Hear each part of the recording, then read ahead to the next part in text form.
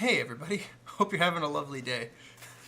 Just to get my Louis Rossmann impression out, he'd probably say that I'm like ungroomed and not very well kept because of the long hair and all that, which, you know, is whatever.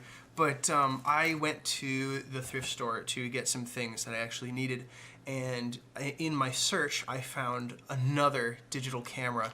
And I love these things because A, they are a product of their time, but they are so good at what they do. And I just like getting them, either to like fix and repurpose as a gift to siblings of mine, younger siblings of mine because I'm the oldest, or to keep around and give to my own children when they come about. And this is what I picked up. It is a Kodak EasyShare C64 III. It says it right there.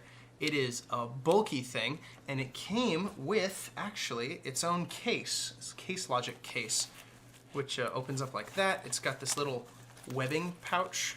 Can't see it that well because the lighting is not optimized quite as well. But this is just what I picked up, and I wanted to document it and put it up on YouTube because I thought it was really cool. Oh, there's a back pocket here too. I didn't open this back pocket yet, and there's nothing in here. Okay, so it's like that. I guess the camera goes in here and anything else goes in here. Inside of this front pocket, actually, I found 2 SD cards, one of them being a Kodak, one of them being a SanDisk.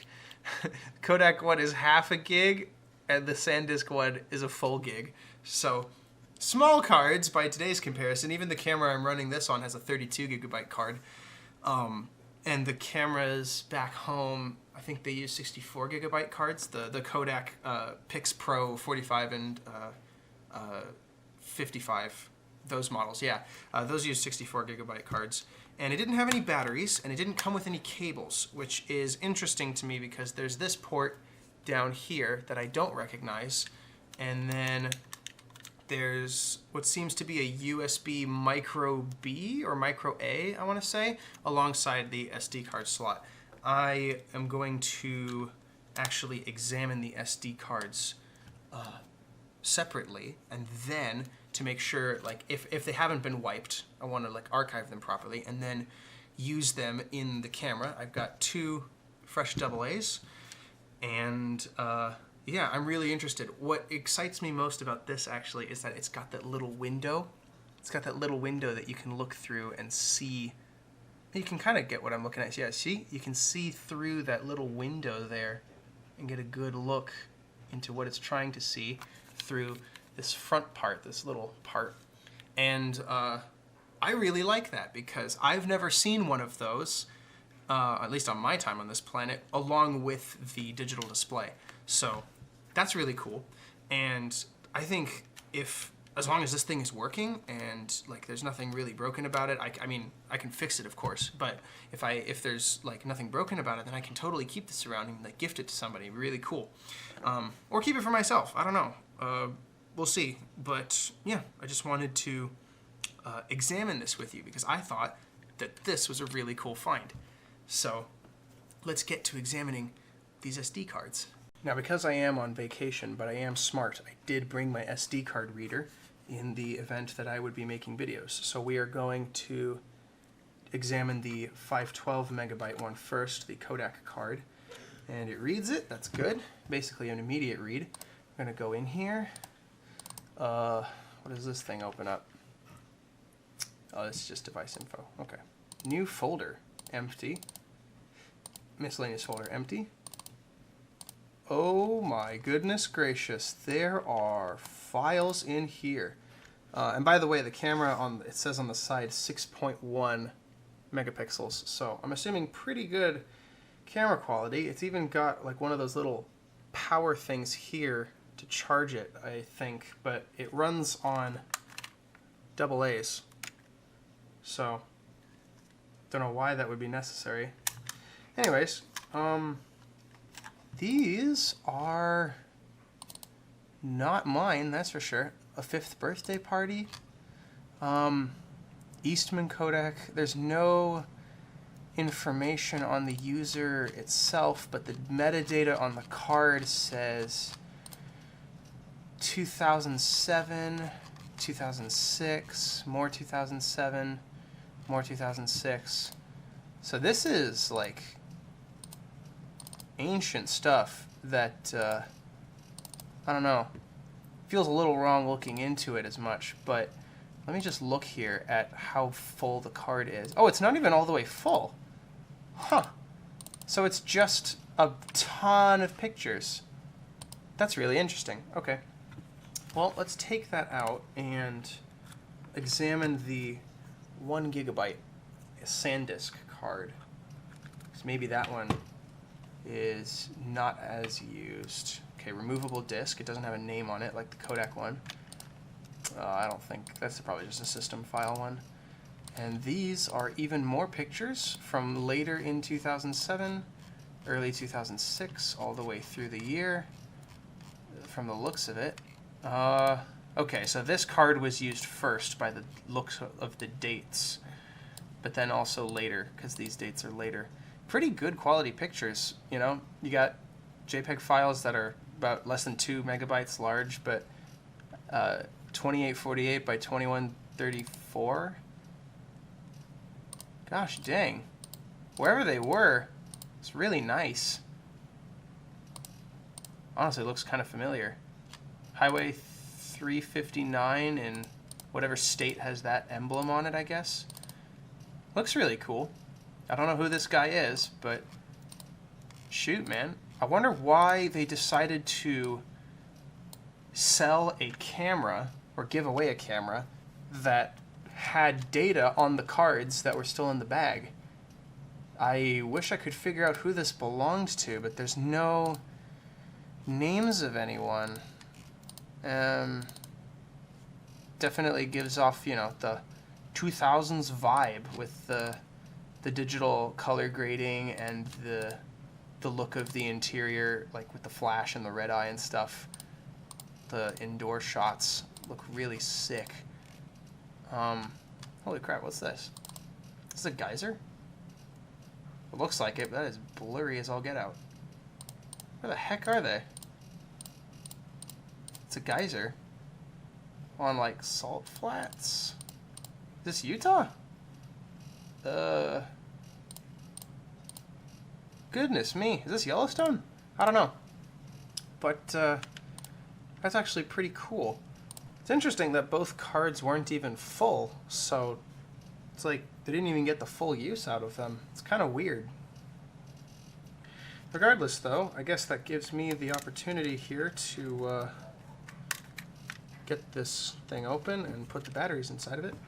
So I've emptied out both cards. I have placed the 1 gigabyte card inside of this with a fresh pair of AA's, and I am going to turn it on and see if it works, if I can find the power button. Is it this one? No. Guess we're pressing every button then. Unless there isn't a power button and you're just supposed to start taking... No, you definitely need to turn it on because the lens is closed. So where's the power button? Is it this one? No, that's not a button.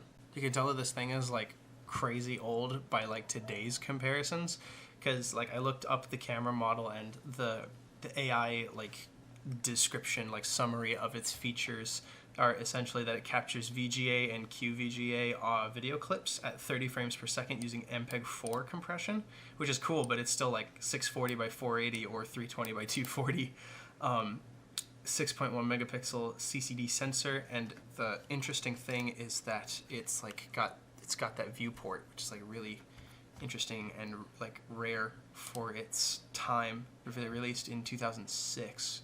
Okay, so I had to look up the manual because I was feeling like a bit of an idiot that I can't figure out how to turn this thing on because it doesn't have an actual power button. So I have this wheel here that I turn to auto, green flash. Oh, that almost worked. Why wasn't it? Do it again.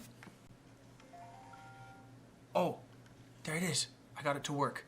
I think what there is corrosion on the battery compartment. So let me make sure of that one more time. I'm going to turn it off. I'm going to turn it off and try to angle this so that you guys can see what I mean. So I'm going to turn it on.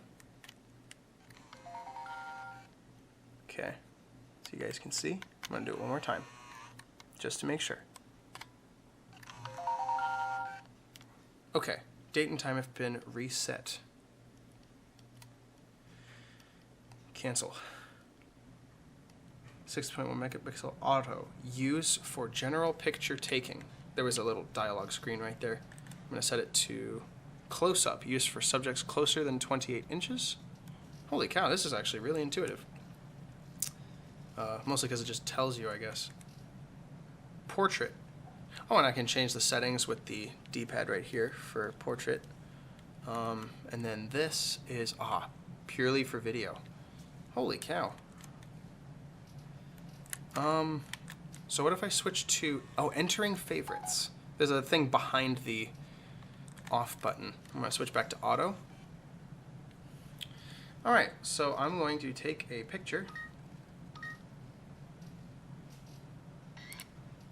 Oh, I got the flash on too. So I guess flash is on auto mode right now. If I press the flash button up here, it's now on flash permanent. Now it's on, there's an I, and then now it's on flash off, flash A, flash, the I. I wonder what the I does. Autofocus? I assume is it? Oh, interesting. Maybe it's one of those like red light reducers, or red eye reducers. Anyways, flash off. Take a picture of the camera now. Not bad. Okay.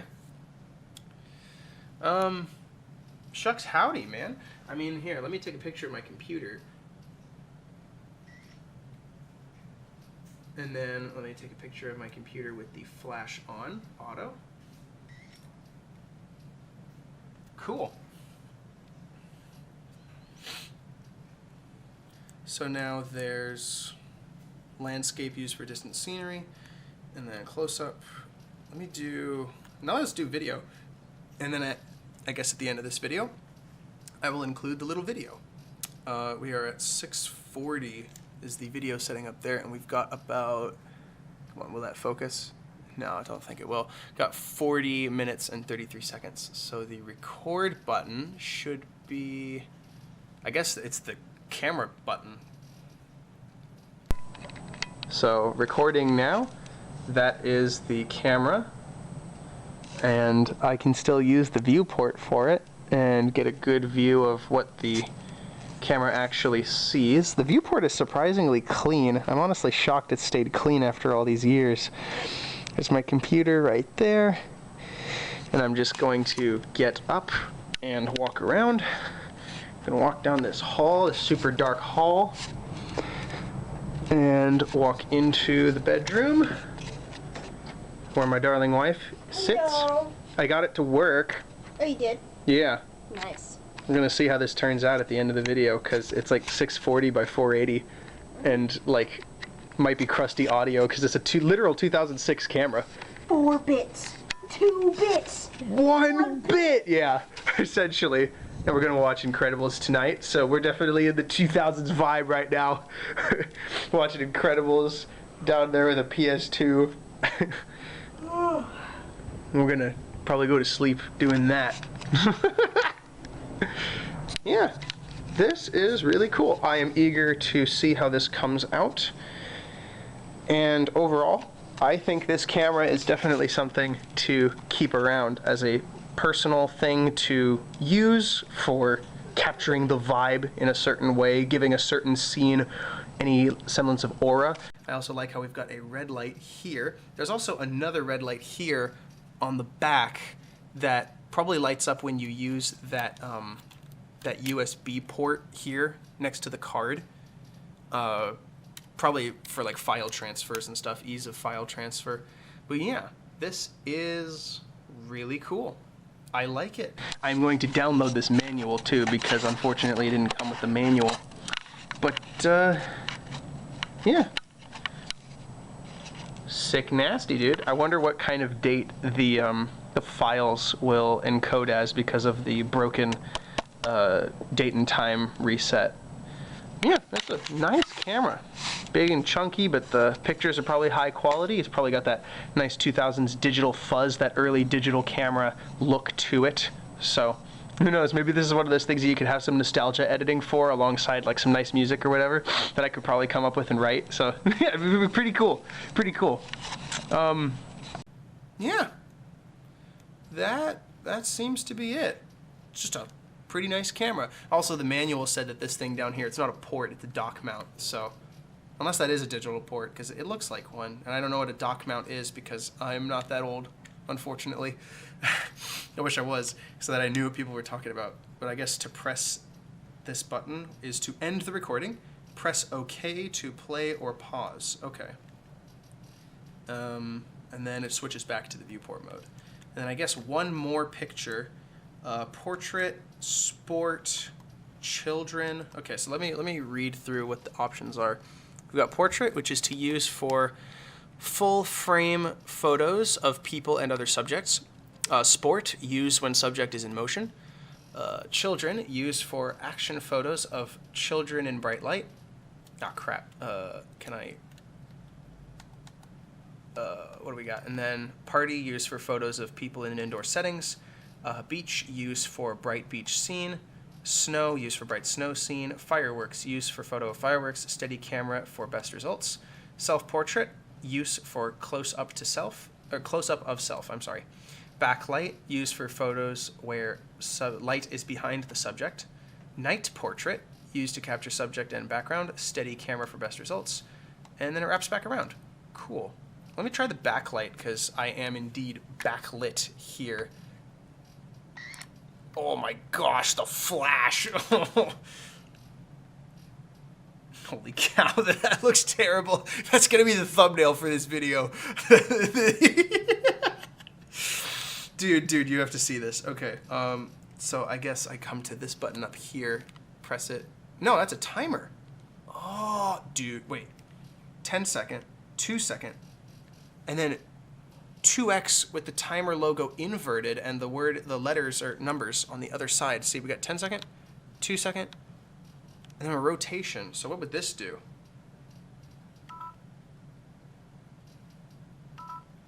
Why is it beeping? I don't understand. That didn't do anything. I guess I'll have to figure that out. Look it up through the manual. Anyways, and then menu. Oh, nice. Look, we got a little menu UI here. Okay. Oh, you can lower the settings, of course. I'm going to keep it there. Color. Oh, no album names in camera. Connect with computer to import album names. Okay. So that must be like... Oh, image storage, auto or internal memory. Auto is always going to go to SD card. If no memory card in camera, use internal memory. Yeah, totally. It's nice that they confirm that, because it's just a nice way to clarify. And setup menu, live view on. I don't know what live view is. Camera sounds, volume high, 3 minutes before powering off, I assume. The date is stuck at January 1st of 2006. Which is the year that this camera was manufactured, so that makes sense. NTSC, of course. A bunch of other settings, very standard settings, but nice little UI, honestly. And what is review? Oh, review actually takes me to the gallery. So this button down here takes me to the gallery. Look at that terrible photo. Dude, that's awful. And then this. Oh, so this button up here by the wheel takes away the UI and then turns the screen off so that you just use the viewport. If you wanted to save battery life, I assume. And then delete, that button obviously would delete whatever you have selected in the review, but just in the camera view itself, it's not going to do anything. And then this, of course, is your digital zoom. Oh, so how does it look from the side? Yeah. So if I take a zoom shot from all the way, oh, I get right into the red. Yeah. Look how crusty that looks, man. You won't even know what you're looking at. Nice. Cool, man. That's really cool. And then, yeah, that's it. There's no more buttons for me to press. So... I guess that's it. And then to power it off, I assume I just bring the wheel back to off. And it turns off. Lens goes flat, lights go off, and that's it. That is the Kodak EasyShare C64 III. Great little thing. A product of its time that I will definitely be using because, especially with the smaller memory cards, it's definitely going to make the process of taking pictures more compelling because you only have so much space, right? And you really have to like take the pictures wisely and carefully, and it's probably going to last you like 3 or 4 events. And like if you're using like, sorry, the video ended on this camera. But yeah, you can probably go through like 3 or 4 events before the 512 megabyte or the 1 gigabyte card max out, and that's honestly awesome. I like that there's such a limit imposed upon how you take pictures and videos, because you're not just being so willy-nilly about it, and then it really makes you care about the time when you actually do bring it out and use it. I don't know why that's so compelling to me. I know people are like, you know, it's silly. Like, I know even my own parents kind of laugh at me for this sort of thing. But I don't know. It's really cool to definitely gonna want the camera power cord, this DC in 3-volt port. Definitely gonna want that. Maybe figure out what dock this goes into on the bottom. This is obviously a tripod connection on the bottom. Yeah, I don't know. This is just really cool. It's a charming little device. I just had to like rub a bit of the corrosion off of the battery mount on the top here, which probably means that the rest of it could use some cleaning as well, but that's something I can take care of in a future time when I'm like back home and I've got the tools for it and stuff. So yeah,